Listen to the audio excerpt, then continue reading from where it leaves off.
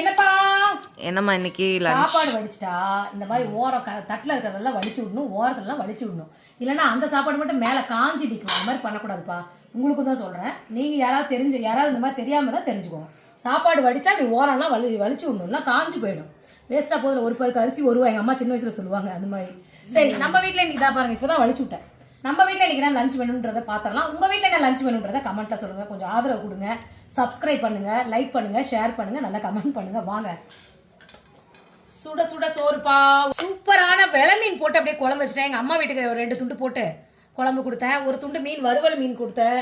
சூப்பராக ஒரே மீன் அப்படியே ஃபுல்லாக மசாலா போடுவாங்கன்னா அதனால் என்னால் கடாயில் வறுக்க முடியல. அப்புறம் வந்து பார்த்தீங்கன்னா சூப்பரான வந்து இந்த மீனை வறுத்துட்டேங்க. தோசைக்கல்லில் போட்டு தான் வறுத்தேன். சூப்பராக வந்துருக்குது. இது வந்து பொன்னாம்பாறை.